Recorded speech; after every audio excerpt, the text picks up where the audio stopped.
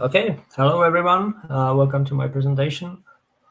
This will be, I think, quite a short talk about business process modeling and execution using tools from Camunda. Um, First, I guess I'd start with some motivation. Why we should or need to model business processes. Um, the thing is that every domain or every organization uses some processes to perform their business or actions or whatever they deal with. Um, the problem often is that applications or information systems that are used to support these organizations run these processes more or less implicitly, which means that they have some internal business logic, which is often based on some if-else conditions and some internal states, and that often is all that's used to execute the organization process. The problem is that many organizations require much or use much more complex processes, and the goal then is first how to understand this process to be able to somehow model it in a way that we can talk about it and discuss whether it's modeled correctly or not, and eventually or possibly also use this description of the process to actually in the application. And that's where BPMN comes in. So BPMN is an OMG standard. It stands for Business Process Model Notation. So from that, I guess we can see that it's a notation. So it's a modeling language or visual modeling language for describing and modeling business processes. And the goal of the language is again mainly to support communication, because it's supposed to be simple for and usable for both IT professionals, so developers, software architects, and so on, but also for the business people, which are the domain experts who understand how the process in the organization works. And so we can use the BPMN to describe the process in a graphical way, so that these two groups of users can discuss the model, converge on a model which is as close to the reality as possible, and then possibly when this model is made, then maybe use it in the information system. The language itself consists, as many graphical languages, it consists of a bunch of elements. So you have activities which represent some milestones in the process, or tasks or activities in the process. You can have events. The ones that are most important are obviously the start event and end event of the process.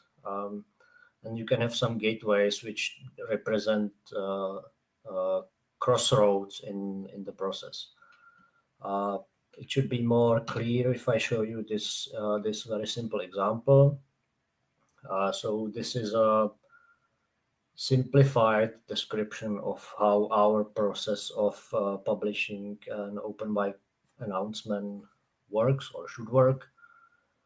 So we can this is the pool of the process. So it's one organization of the pool, and it has a bunch of lanes which represent basically some members of the organization or parts of the organization which can participate in the process. So this way you can communicate again that the process is not done by one actor or one person, but it's actually it's an orchestration of multiple actors in the process. So we can see that our process begins with the topic assignment to a particular speaker. Then the speaker, there is an activity. The speaker triggers a GitHub action, which creates the announcement or some skeleton of the announcement. I added an actor representing GitHub. This actor runs the action of actually creating the announcement or the scaffolding of the announcement. Then the speaker continues with preparing the announcement and assigning some other person to review the announcement. The other person then reviews the announcement, and then there is this. One was here, but this one is probably more clear what it does. So we have a gateway or exclusive gateway in this case. So the flow of the process can only go one way from the gateway, and the question of the gateway is whether the PR is approved or not. So if it is, the reviewer can merge the announcement, which is again some activity which triggers merge on the GitHub. And if that happens, then the announcement process ends. From our point of view, of course, there is also this part of our Jenkins deploying the new version of the website, which contains the announcement. But I didn't want to complicate the diagram too much. So for us, here the process ends. If the reviewer doesn't approve the PR, they request some changes. The gateway goes to this branch, and it goes back to the speaker to work on the announcement some more before again going to the review process. So this is obviously a very simple process, but I think it's quite nice to how it illustrates the various ways that BPMN allows to model the process. So this is BPMN and the motivation or the base for our talk. And now Camunda is a German company. Or it's a worldwide company, but it's based in Germany, and they develop, among other things, a set of tools to automate processes or workflows, which is another label that could be used to describe a process as a workflow. And they have a bunch of tools which are all free to use, and are quite nice and cover the process automation quite well. So they have the Camunda modeler, which is an open source BPMN editor. They have the workflow engine, which is the actual engine or application that automates or runs the processes. It can be embedded into an application, or it can run as a standalone service. There is a catch between the version 7 and 8 of the Camunda stack, which I will talk about later. And then there is also the Camunda cockpit, which is basically some monitoring tool to see how the processes are running in the engine, which process definitions are deployed to the engine, so can be executed, how many process instances are there, in which state they are, and so on. I will show you in the demo in a minute. And also there is the Camunda task list, which is basically a simple application that allows the users to actually run or execute the processes. So it can be used, for example, for some prototyping of the processes. So you design a process, you deploy it to the engine, and then you use Camunda task list to go through the process itself, for example, to see if your idea or understanding of the process was correct. And then from that, once you or let's say the stakeholders or the users of the process and the developers agree on the correctness of the model of the process, then the developers can go and, for example, implement a more suitable or specific version of the process into their application. So the user interface would be more in line with what the organization needs instead of some generic tool for running just through the process. Okay. So back for a minute to the workflow engine. So it's again, this is the core part of the Camunda stack. It can be embedded into Java applications, so it's some Java library. It integrates quite well with Spring Boot applications, and then you can use in the process definition. You can delegate some tasks to the application using the delegates. Excuse me.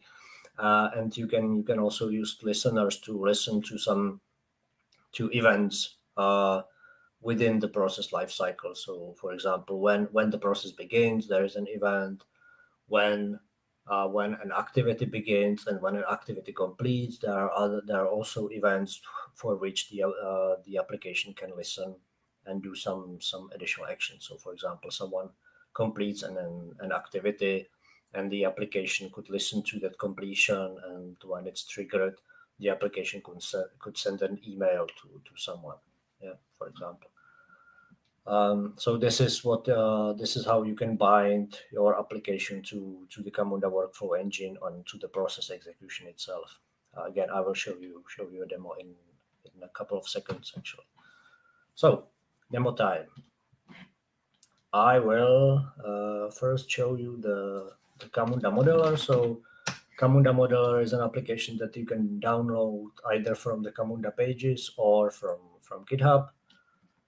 I have here a version of the process diagram that I showed you in the presentation, and now I can actually talk about the weird icons that you could see in the activities in the diagram. So these icons represent types of activities that our process has. So this represents a user task or user activity, which means that the engine expects the user to explicitly complete the activity within the process. So, for example, the user has to fill in something, write something, or do whatever, and then they say, "Okay, this activity is closed, and the process can move on." Yeah. Here we have the gateway, and in the process model, we can actually describe how the gateway should behave. So for us, these two branches are based on some condition, and we can write the condition directly into the model. So in this case, our condition is an expression, and the expression they use this language. I don't actually remember the exact name of the language. It has some name. No, it's friendly enough language, I think it's called. And this basically says, okay, I'm looking for a variable in the process, which is called open byte title, and I want its length to be more than 0. So basically, I want the open byte title to be defined and not empty. And if that's true, then we can go on with the process. If it's not true, it goes back to this activity and it waits for the user to actually do the correct stuff. You can also set some other stuff or variables or attributes on the activity. So here you can see that actually the activity is assigned to a user. The user is represented by the starter variable. The starter variable is actually assigned in the start process event, and it's to this via this initiator attribute, which basically says, okay, the current user will be assigned to the starter variable. Yeah. So we can then reference the starter variable. So the user who started the process is the one who should complete this activity. And we can also set up that the user should complete this task or this activity within 3 days of actually starting the activity. So when the activity becomes active in the process, they have 3 days until finishing the activity or the task. And this way we can go on. This is some generic task of no particular type. But what we could do is we could change the type to a service task, and in this case, the workflow engine would expect us to provide the implementation of this task or this service task.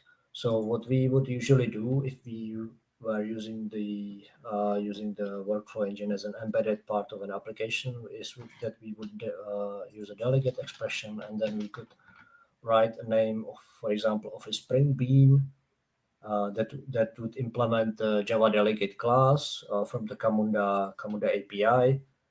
And this way, the workflow engine would know that to run this activity, it would call this bean. Yep. For the demonstration purposes, I didn't implement any application, so I will just use the workflow engine. And if I just mark it this way, the workflow engine will just go through this task and move on. Yeah. Again, we have some user activity. Again, it's assigned to the starter user. Then we assigned another user through a variable, and the variable is then referenced here. The variable should be reviewer. So in this activity, the user should specify the reviewer as a process variable, and the process engine will use this process variable to assign the task to the specific user. And as I said previously, this user is supposed to check if the PR is okay or not. If it is, then it just goes on.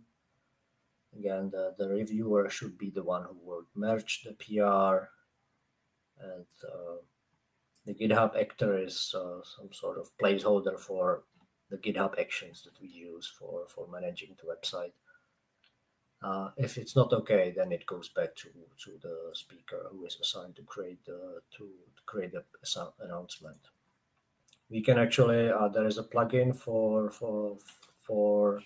Camunda Modeler who allows us to simulate the run of the process, so we can simulate how it's running. So this is the, let's say, happy path. Oh, this is not the happy path. Okay, so let's switch this to this other branch. So this was our happy path. You can see that our process finishes, so it is runnable without any problems. We can switch this one and then start it again, and it will be in this loop until we switch it again. Okay, and then if we have a Camunda running locally, which I have in Docker, then we can actually deploy our process. Oops, did I make any changes? So we can actually deploy our process, and then we can go to this Camunda homepage, log in. The demo user is the default user that it will generate for you. It's an admin. You can see there is the cockpit, the task list, and then some administration. So if I go to cockpit, I can see that there are actually 3 process definitions. There are two default or example process definitions from Camunda. These are these invoice and review invoice, and then there is this open mic announcement, which is the process that I created. So this is what I just deployed. If I try to deploy it again, it will probably don't do anything because it's just the same. But if I changed anything in here, it would increment the version number. And actually, you can see some basic information about the process, and you can actually see that I have one instance of the process running, but it's not this version of the process. It's actually, I think, version 10. So I can see that the process or the instance of this definition of version 10 is currently at this task. So it's waiting for a user to complete it. We can just check what's happening in here. You can see that there is a variable that's the starter variable, which was set in the start event, and its value is demo. So I am supposed to complete this task and keep moving on. But what I will do is that I will go to task list and start a new process. I will again select the open mic announcement. So I will say open mic 25 411. I will start the process, and then now I have a new task here. This one is due in 1 day because I started it 2 days ago when I was preparing the demo. This is the task of the process that I just created. As you can see, this is really just some generic form for running through the process.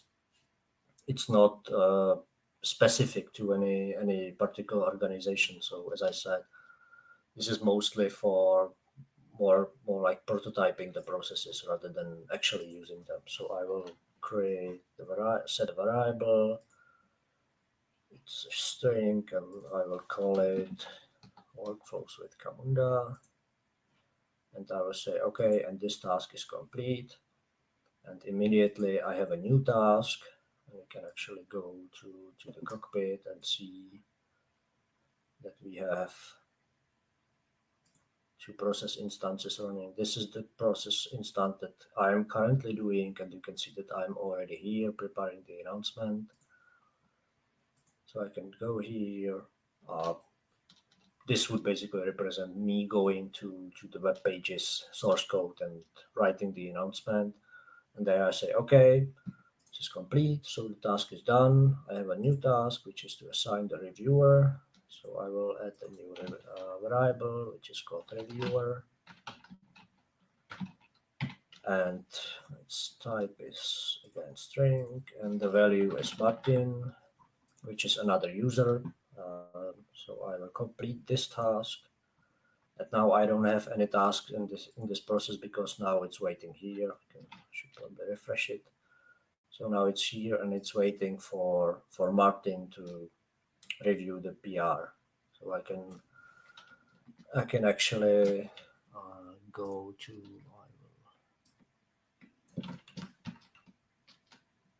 Come on.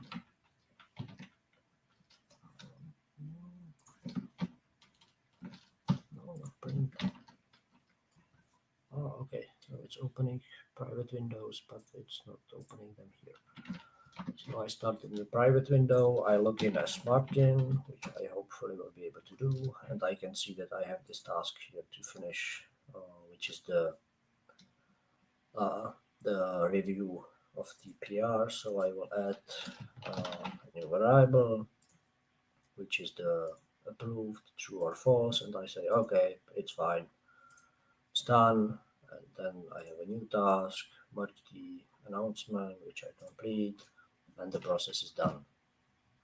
Yeah, so I can go to the cockpit, processes, and you can see that there is no more instance of this definition of the process. So our process of PR or open mic announcement is done, and the PR should be deployed and merged.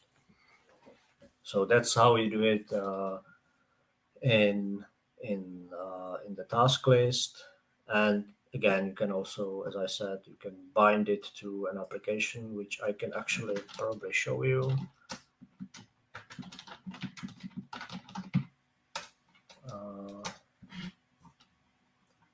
Just very quickly.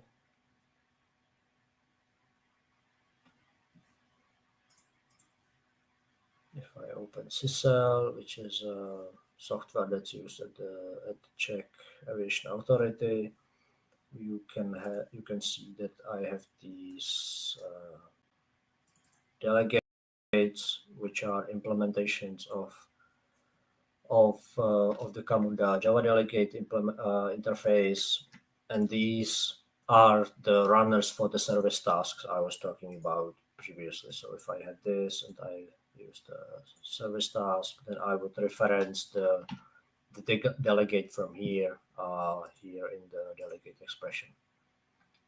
Of course, I would have to have the workflow engine embedded in the application. Yeah, that's the expectation.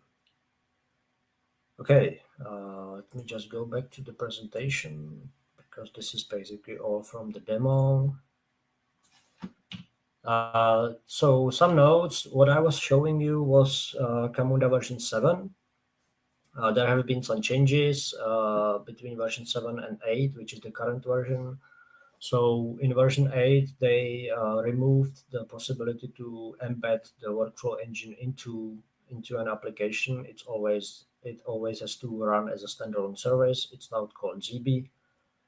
And what they actually provide you is a client that you can embed in your application, but the client will always call the workflow engine. They say that one of the main reasons is that this way it doesn't the workflow engine doesn't interfere with the transactional behavior of the application itself. So if for example your transaction somehow fails, the process engine still runs separately and doesn't break it.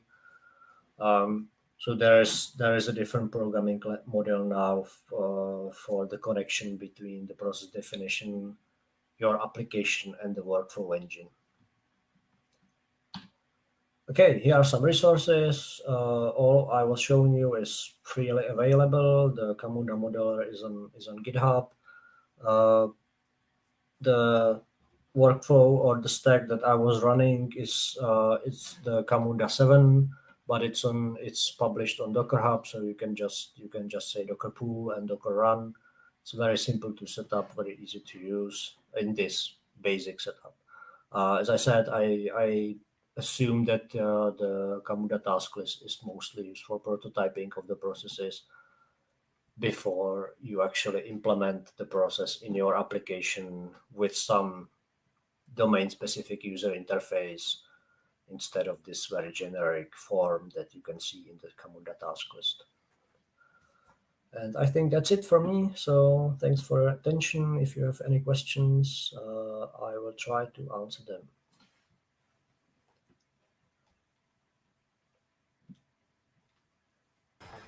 Thanks, Martin. It was very nice. Maybe I'm not sure if you're able to answer, but do they this is all free, Yes. I assume. Yes. What are their services that are paid? Do you have any idea? I have to say I didn't really check, but I know that they provide the Camunda stack as a software as a service, so you don't have to deploy anything to your system. So I assume that there is some part of this which is paid for, but I didn't really explore the paid options for Camunda. But I assume that it's definitely something with the software as a service for Camunda. Also some I guess some support, stuff like that. Although I have to say they also have very nice tutorials for BPMN in general, very nice tutorials for Camunda tools themselves. They have YouTube videos with tutorials, so they are very active in their forum. So it's I think they have a lot of free resources, including this Camunda Academy, which I found, which contains a bunch of tutorials and guides for BPMN. Okay, thank you.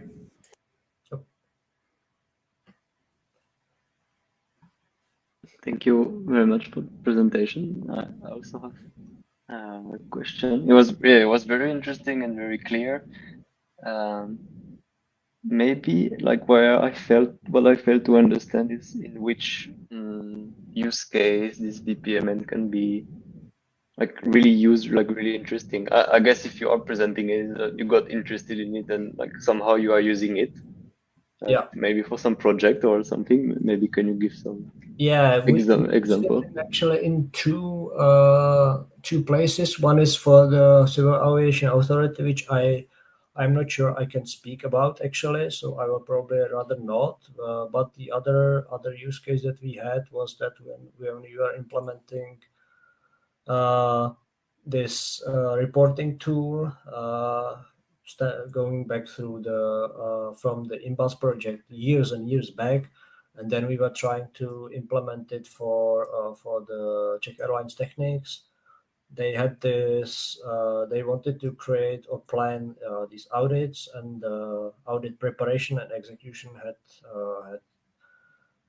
it's not a complicated process, but we felt like it's better to actually model it using BPMN. And then I thought, okay, once we are modeling it with BPMN, why not just use some process engine to actually execute the process instead of just having some Java classes or Spring Beans calling each other and hoping that it's correct and that the process doesn't change very much.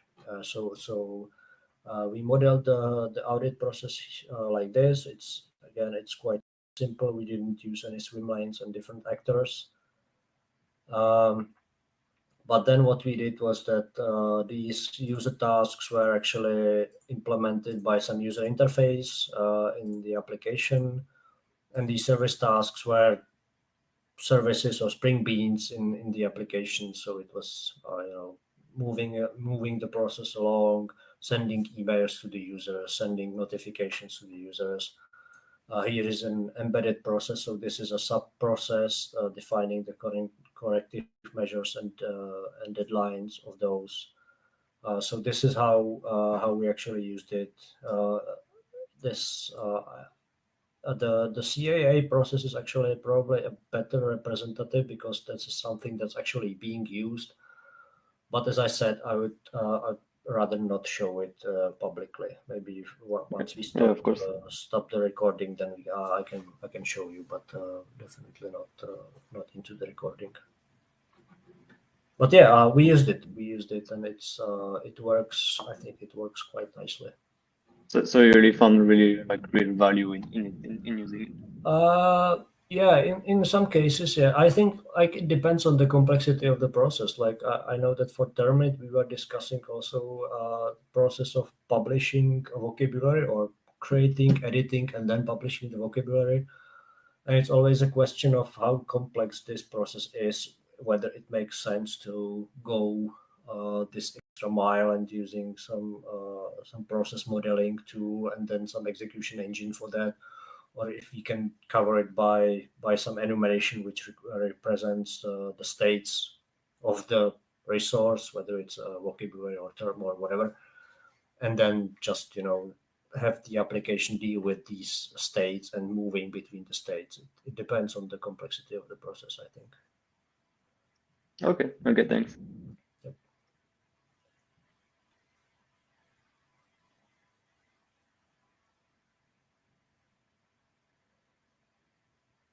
Okay. So maybe I can ask some stupid question. I guess very detailed. I'm pretty sure they support some standard for the BPMN format. I saw they have something from Omega, but do you know which one exactly? And do you know if it's possible to export, and if it's possible to open the export in some other tools? Well, I don't know about other tools, but the BPMN is an XML-based format, so you can actually view the source of these. Yeah, that would be the best if you show the source. And then I can open it in Chrome actually. So it's a pretty much standard XML. Maybe some of the elements are Camunda specific. Based on the prefix that I have here, but I think that at least the basic stuff like the user tasks, it's just standard BPMN. I think the current version is 2.1 or 2.2 or 1.2. I'm not sure. And do you know if this is stored in the system like this? Or is it like in a database? Or yeah, they use a database, and actually, what's interesting is that for each process instance, they store the definition of the process, so that when you change the process definition, I see. The already running processes are not influenced by this change because they use the version that was current when the process instance started. So Camunda definitely uses a database. Actually, the database is quite complex. It has a lot of tables, a lot of stuff around that. But yeah, they do use a database to store the running processes. Yeah, I also saw that they have some migration guides, like if you are really changing the process while running your tool, you have some API to basically migrate from one process to another. So they are trying to keeping this I don't know how to say, stable or ready to migrate, I would say. Okay, yeah, possibly, yeah. But I know that the default behavior is definitely to run the process with the definition that was current when you started the process. So you can have multiple, which is actually what you could see also in the cockpit. That the instance was always tied to the version of the process that or the version of the process definition that started it.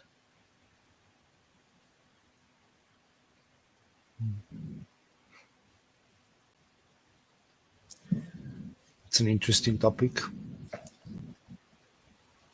Maybe this is something that I did not understand. So the definition version is so this is what happens if you switch to 9 now? No, it shows you the version at 9. There's not much difference here. The differences were mainly in these gateways. But if I go back even more, this was the first version of the process. Okay. Now I understand. Events, and I didn't use just swim lanes under one pool, but I was using separate pools, which basically means that this is treated as 3 different processes, like 3 separate processes which are communicating with each other. Yeah, Okay, I just don't understand. This is runtime, so you are trying to run process, because I saw when you go to 10 again, yeah, that you are on this trigger announcement creation action, right? yeah. But because the previous versions, there is no running instance of the process. This is just the process definition at version 1. Okay. So But it could be marked somehow that only number 10 is running or something. Yeah. Okay. yeah, you have to. Yeah, it's maybe a little bit bare bones. So you can see it here. So it changes. Yeah, it's not perfect, definitely. Okay. I see. Okay. They also support this DMN, which is definition model notation or something like that, which is I think something similar to BPMN. But I was always only interested in BPMN, so I didn't really look into that.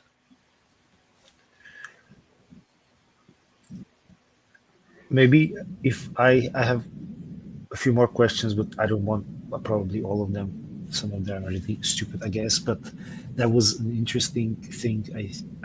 That you had to go into the user interface for the task and to do some work there. Yeah. So there was, for example, I didn't pay attention in that moment. So did you have to create the variables Yes. and assign them, or can they be recreated, or? Yeah, no. I'm not sure you can actually pre-create the variables, but I was creating them manually in the task list. Yes. So once the process was expecting a variable to be defined and have some value, which was, for example, here that it was expecting the variable open by title, and if I didn't define the variable, it would just throw an error, which actually I can show you. So if I start the process, version 2. So I trigger the announcement, and it will throw an error because it's missing the open mic title variable.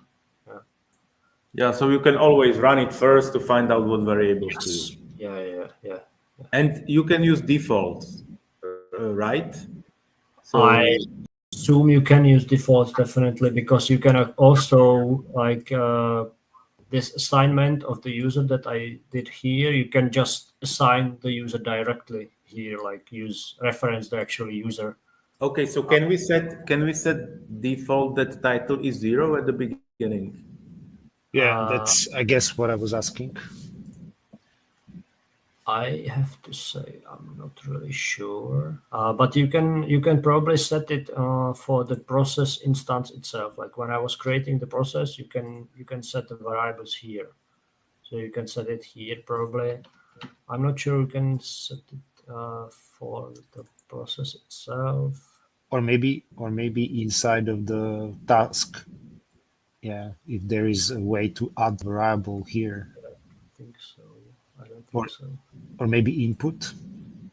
Yeah, inputs is basically mapping variables from, for example, you can, because you can in Camunda you can have local variables and global variables. So global is accessible throughout the process, but local variable could be like only accessible in a sub-process or in activities. You can basically map the global variable to some local version. Yeah, So this maybe output should be possible to send to the next one. Yeah, but that's again like you can output, like this is again output mapping. So you have a local variable and you can map it to an output variable. So I don't think you can just set a default version. Actually, I think I was experimenting with the output, but it didn't work the way I expected. But Okay. I didn't really give it much time. So maybe I was just using it wrong. Yeah. Okay. Yeah, so basically you could do default with this local variable, right? Because I don't know. you could say expression that it is either if null then use this value, otherwise use that value, use the Yeah, maybe. Yeah, maybe. I haven't tried it. yeah, okay. Yeah, and maybe to generalize a little bit the question, is it possible to somehow integrate with other tools so that you don't have to really start the process from and interact with the activities directly in their user interface, but through some... That's what I was saying. Like I think the okay. task list is mainly for prototyping of the process. Once you have the process set and you know that the process is correct or corresponds to what's happening actually in reality, then I assume that you would go and implement the process in your information system and provide more nicer user interface. It's like the form manager. Like the form manager is very generic, and for many cases, like it doesn't look very nice because it's generic. So once you have the form settled, then you can implement the user interface specific for the application. So I assume this is something that would happen with this, like just prototype the process in task list. Once you feel like it's done or it corresponds to the reality, you go into your information system and implement the process in your information system. Yeah. Probably using the workflow engine, well, if you have it, so why not use it? Yep. Okay, thanks. Yep.